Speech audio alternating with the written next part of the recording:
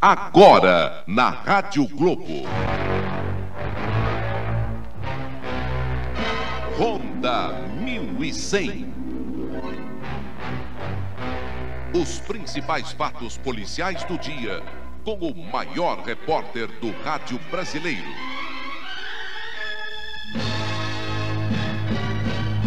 Gil Gomes. Ronda 1100. Boa noite. Vamos começar com este caso fantástico. Ronda 1100, com Gil Gomes. E pensar que antes tudo era maravilhoso. E pensar que antes tudo era flor, tudo era encantamento, era até motivo de inveja, de ciúmes de muita gente. Um casal que se amou uma barbaridade.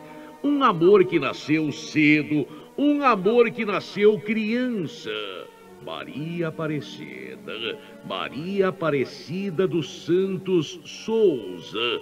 Sabe com quantos anos ela casou? Ela casou com 15 anos de idade. E casou com o amor de sua vida, o Jesus.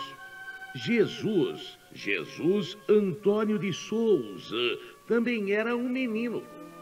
Ele estava com apenas 16 anos de idade. Um casal novinho, mas um casal que se amava, que se venerava, que se adorava. Se amava mesmo. Foi um casamento bonito.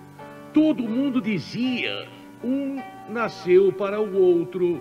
E parecia mesmo que um havia sido moldado, feito para o outro. Jesus e Maria. O Jesus sempre foi muito esforçado. Eles morando numa pequena cidade do interior, na cidade de Severínia. Severínia fica na região de Barretos, a 440 quilômetros de São Paulo. Uma cidade bonita, pacata, 18 mil habitantes que vive de cana-de-açúcar e laranja. Severínia. Foi lá em Severínia que Jesus e Maria começaram a ver os filhos nascerem. Nasceu o primeiro, depois o segundo, o terceiro demorou. Mas veio um casal feliz, um casal que se amava, que lutava, e lutava muito. Ele trabalhando em usina de álcool, açúcar. Não ganhava muito não, mas dentro de casa tudo era compensado. Aquele amor, aquele carinho, aquela compreensão. A casa não era bonita, mas era mais bonita do que os grandes palácios, porque o enfeite daquela casa era a felicidade. A felicidade que tornava aquela casa humilde, a mais bonita de todas de lá. O tempo vai correndo, o tempo vai passando e todo mundo, amigos, conhecidos, familiares, vizinhos, todo mundo elogiando aquele casal.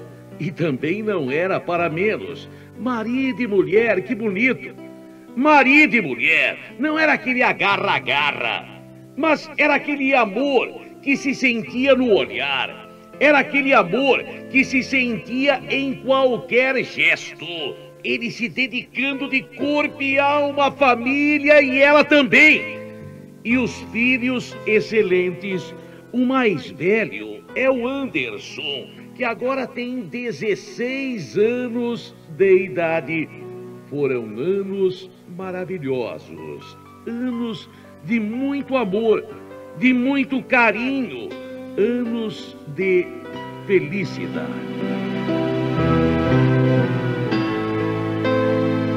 Maria, a preocupação dela, agradar o Jesus. O que é que ele queria jantar? A preocupação dela, ele gostava daquilo, então ela preparava aquilo exatamente como ele gostava. E ele não era diferente, não. Atencioso, sempre perguntando a ela o que é que ela queria, o que é que ela estava querendo, precisando. E com os filhos, tanto ele como ela, também do mesmo jeito.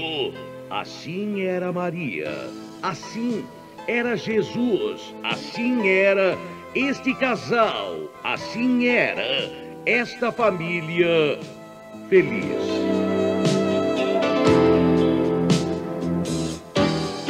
O tempo vai passando, só que de repente as coisas começam a mudar. E começaram a mudar de uma maneira que lentamente foi sendo percebida. Jesus, o salário dele, Jesus começou a ficar inconformado, porque trabalhava e nunca tinha nada. Trabalhava e cada vez ganhava menos. Trabalhava e cada vez o seu salário dava para comprar menos. Ele ouvia no rádio e na televisão maravilhas. Olha, agora a moeda está estabilizada, agora tudo está bem, agora não tem inflação, agora é agora graças a Deus, agora o pobre está comendo mais, agora! Mas não era isto que acontecia na casa dele. Não era isto que ocorria na casa dele. O que importava para ele se havia uma estabilidade da moeda agora. Se não havia inflação, ele nem entendia o que era isto. Se havia uma equiparação real e dólar, ele não entendia. O que ele entendia é que antes, pelo menos, ele podia comprar mais coisas e agora não. Antes ele não ouvia tanta choradeira de todo mundo e agora sim. E a perspectiva era que 8% no final de um ano de aumento, no outro ano, então continuaria a mesma coisa e ele trabalharia sempre para o feijão da janta, isto quando tinha feijão na janta. Ele começa a entrar em pânico. Tudo era bonito quando ele estava com seus 20, 25, 30 anos, mas agora todos os filhos em idade escolar, material escolar, isto, aquilo outro, despesas que aumentavam e o salário que se encolhia. Ele começa a ficar nervoso. De repente, ele não era ambicioso, não.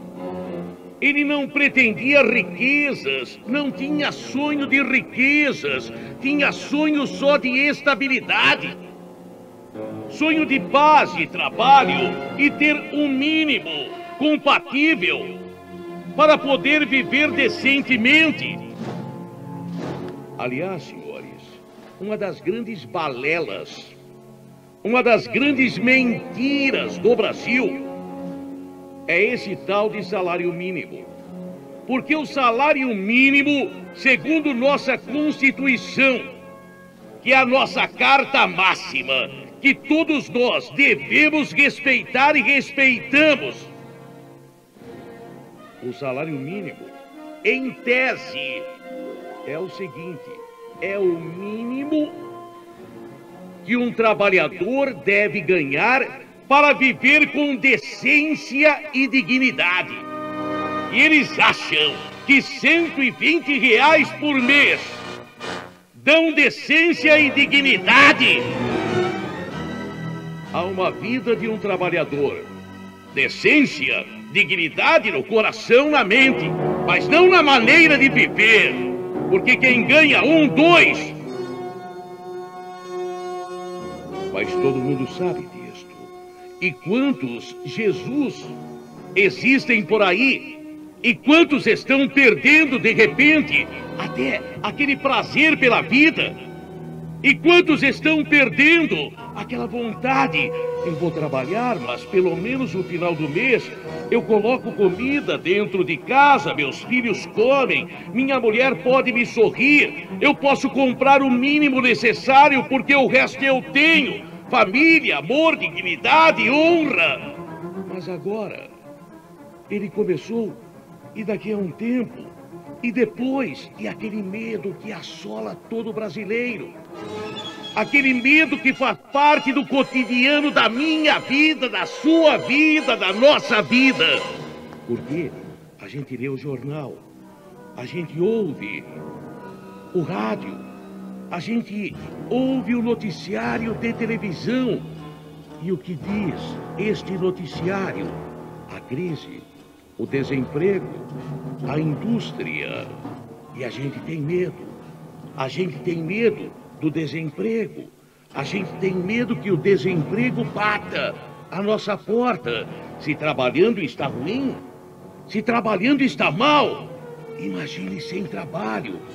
Imagine depois arrumar trabalho aonde? Demitiram 30 aqui, 40 lá, e a gente ouve falar. Teve corte em tal local, teve corte em outro local. E a gente vive com medo. Agora imaginem numa cidade pequena. Imaginem em Severínia. Imaginem aonde o emprego é muito difícil. Jesus vivia apavorado. E tudo isto foi a razão da sua metamorfose, da sua transformação.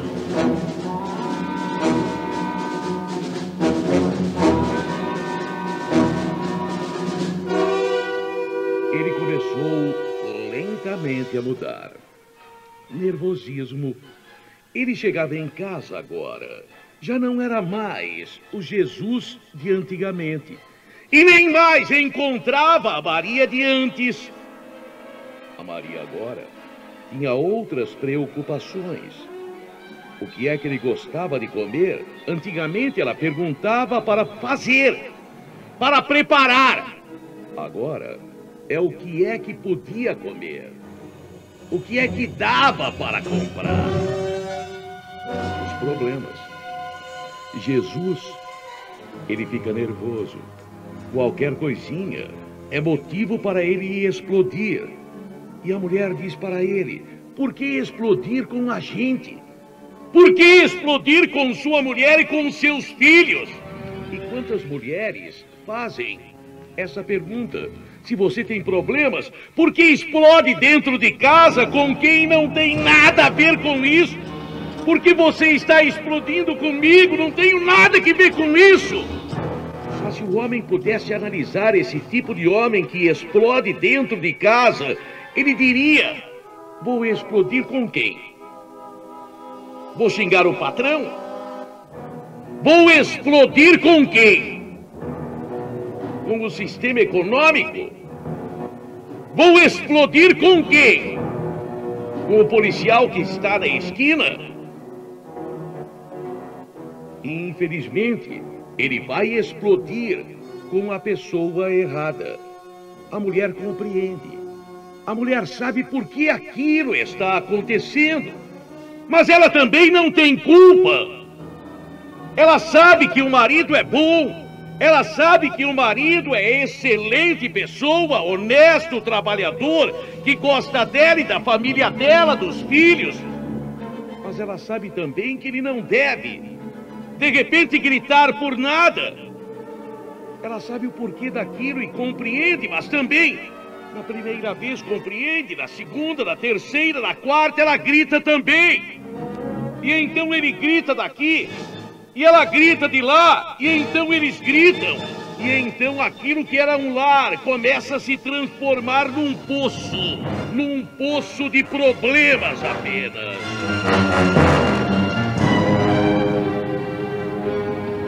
Acontece em centenas, em milhares de casas. De repente, um casal que se amava. De repente, uma família elogiada, aplaudida, invejada por tanta gente. Está brigando. E briga. É como se amarrar uma corda com vários nós e ir puxando. A briga vai aumentando e vai ficando interminável. Cada vez... Ontem você falou aquilo, ontem foi ontem, hoje é você que está falando, anteontem. E vão ficando mágoas. E vão ficando mágoas. O espaço que antes, no coração, era reservado a amor, a carinho, começa a ser ocupado por mágoas, preocupações. Cadê a felicidade? Aquele casal foi tão feliz. Aquele casal... Acabou o amor? Não, não acabou o amor. Jesus ama Maria, Maria ama Jesus, o casal se ama. Então por que não se deita e se ama? Por que não faz amor? Porque as circunstâncias estão levando o casal a se levantar e a brigar. E mesmo que se faça amor, depois vem a briga. Meu Deus, qual a solução? Para pessoas ricas, quando surgem problemas matrimoniais, existem os analistas matrimoniais, os conselheiros matrimoniais.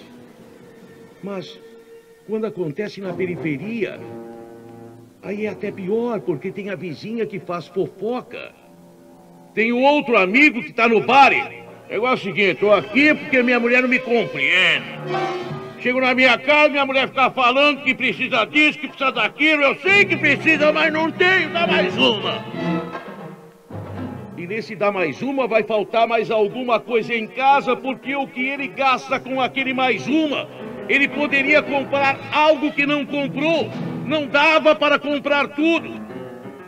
Mas tem o seguinte, quando eu chego na minha casa, eu mostro pra minha mulher quem é que é o homem. Ele quer dizer que quando ele chega, ele grita. E o outro que ouve começa a pensar: aquele tá certo, meu vizinho tá certo. A mulher dele não grita com ele, porque ele grita primeiro. Deixa eu gritar também, deixa eu gritar também. Só que a mulher não grita, mas grita internamente. Não grita com a garganta, mas grita com a alma. E o grito que não sai, o grito que vai para dentro, é aquele grito que vai cansando e chega num ponto, como chegou nesse caso, que um caso de amor, que um casal que se ama já não pode viver mais lado a lado.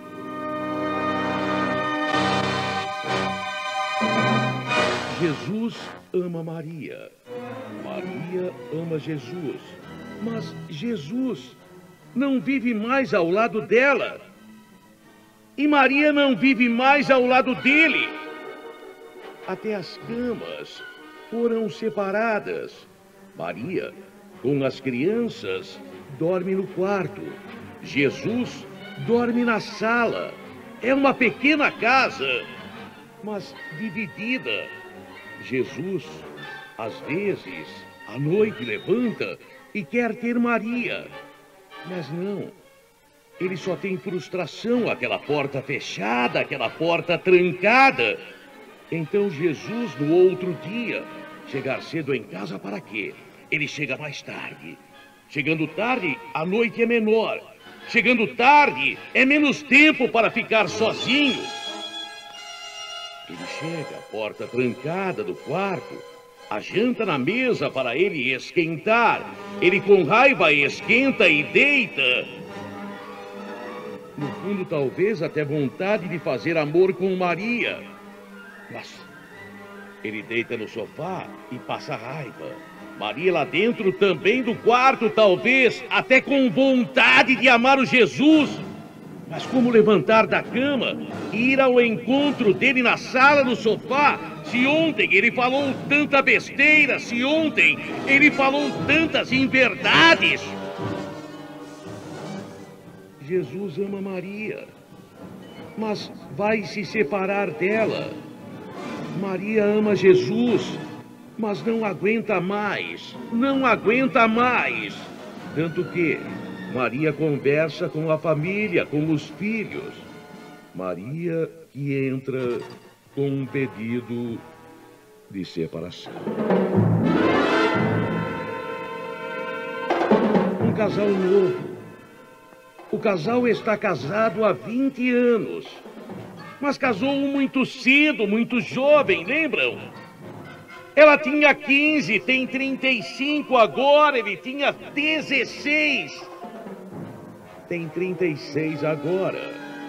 Maria ama Jesus, mas pediu a separação dele. Jesus ama Maria e não se conforma com esta separação. Dentro dele, ele se pergunta: aonde foi que eu errei? O que é que eu poderia fazer? Ele errou, sim. É lógico, ele sabe que errou. Ele sabe que Maria não tinha culpa. Não tinha e não tem culpa da instabilidade econômica dele. Mas agora, isso ficou perdido. Nas palavras que um dia ela falou, nas palavras que um dia ele falou para magoar, não era o que ele pensava, mas na hora da raiva, na hora da briga, não se fala o que se pensa, e sim o que se magoa. Não se fala uma verdade, mas sim alguma coisa que vá doer na outra pessoa. É a hora da raiva. A gente esquece o que falou, mas a pessoa não esquece o que ouviu. Maria entrou com o pedido de separação. E na semana passada, chegou para ele e falou: a separação agora é um fato. Eu já fui falar com o juiz. De repente, Jesus, agora, aquilo é uma realidade, não é uma possibilidade. Agora aquilo é uma certeza. Ele se desespera. Ele fala com ela: vamos tentar, mas ela diz que não tem jeito. Ele bate nela, como se isto fosse a solução. Pela primeira vez, ele levanta a mão e bate nela. Ele decretou o fim mesmo, sem nenhuma possibilidade de volta, de contorno, de retorno. Maria ama Jesus, mas está com raiva dele e apanhou. Ela já foi ao juiz e vai à delegacia fazer um BO para reforçar o pedido de separação. Jesus, ele começa a pensar: fazer o que da vida dele? E agora? O que vai ser a vida dele? Sem Maria, sem os filhos, sem a casa, sem o lar. Aos 16 anos ele casou. Começar de novo. Mas ele ama Maria. Quem sabe? Quem sabe se ele mudar? Mas como mudar de repente? Como mudar? É só chegar e falar: olha, mudei. Não é como estalar o dedo, como num filme. Porque no filme se pode pular um pedaço e escrever 5 anos depois e mudou tudo e tudo volta a ser como era. Na vida real não é, é o dia a dia. É o segundo após cada segundo. É bem mais difícil. É muito difícil. Difícil mesmo. Maria ama Jesus. Jesus ama Maria. Maria está no quarto. Jesus está na sala. Maria continua a mulher direita. Jesus continua o homem direito. Só que aquele casal, ninguém mais tem inveja dele. Ninguém mais tem ciúmes daquele casal. quem analisar direitinho vai ter pena. Vai ter dó. Severínia, uma casa pequena na rua Antônio Pereira, casa de número 200. Ele chega em casa. Ele pensou muito durante o dia. Ele ia conversar com Maria. Talvez até pedir perdão para Maria. Talvez até pedir: me perdoa, Maria, mas é difícil. É difícil. São anos e anos de orgulho. E ele, quem sabe até para criar coragem, quem sabe até para... quem sabe uma coragem maior. Ele bebe. Jesus, ele chega em casa. Jesus, ele chega em casa. A porta do quarto está trancada. A porta do quarto está fechada. Maria já foi dormir. As crianças já dormem com ela. Mas ele precisa falar com Maria. Ele precisa conversar com Maria. Ele precisa dizer para ela que ele a ama, que ele a quer, que ele não quer a separação. Ele bate na porta do quarto. Maria não responde. Ele bate novamente. Maria, se estava acordada, finge que não. Aí, ele quer falar com ela. Ele vai dizer: eu te amo. Ele bate de novo. Maria não responde. Ele começa a ficar com raiva. Por que ela não responde? Por quê? Ele bate de novo e ela diz: a janta está na mesa. Por que falar tão agressiva? Eu quero falar com você. Ele não queria falar assim. Ele queria dizer: eu quero falar com você. Mas ele falou: eu quero falar com você. Ele gritou. Ele falou mais alto: o que você quer? Quero falar com você. Não era isto. Não era isto. Ela abre a porta. A casa é pequena. Abriu a porta do quarto e está na sala. Aí, ele... sabe o que é, Maria? É que eu gosto de você e eu não quero me separar de você. Não era assim. Mas foi assim. Maria diz que não tem jeito. Viver com ele era impossível. Tá vendo? Você só grita. Também você! E começa tudo de novo, e de novo começa a briga. Os filhos que acordam. Ele que... Aquela faca que está... Ele pega a faca. O casal discute novamente. E no auge daquela discussão, Jesus, que pegou aquela faca, vai para cima de Maria. E de repente, ele queria amá-la. Ele queria a reconciliação, ele queria a volta, ele queria a paz e de repente partiu para a guerra. E de repente com a faca ele começa a esfaqueá-la. Foram golpes e mais golpes. 5 facadas violentas que ele deu em Maria. Maria que cai. O filho de 16 anos, o Anderson, chorando, corre e abraça a mãe, vai em socorro da mãe. Jesus, o filho que começa a gritar com ele: fica quieto, ele está em desespero. O filho vem para cima, ele ainda com a faca, ele fere o dedo do filho. Foi então que Jesus olhou e compreendeu. Ele estragou tudo definitivamente. Ele queria amá-la, voltar com ela, reconciliação, paz. A mulher caída, o sangue espalhado. Com aquela faca mesmo, Jesus dá um golpe em seu próprio pescoço e cai.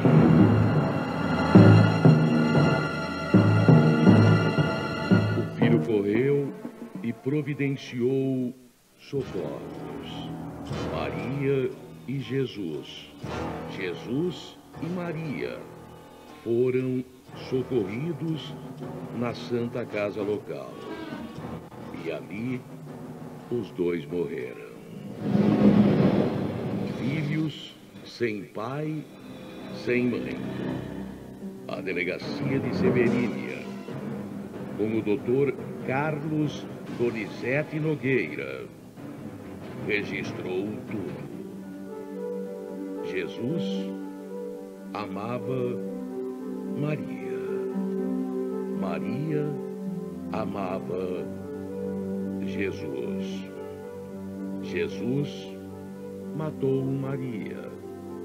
Jesus depois se matou. A Rádio Globo está apresentando Ronda 1100, com Gil Gomes.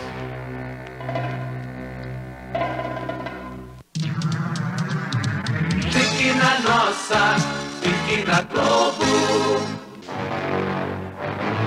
E lembre-se, se você agir com dignidade, pode não consertar o mundo, mas tenha certeza de uma coisa: na Terra haverá sempre um canalha a menos.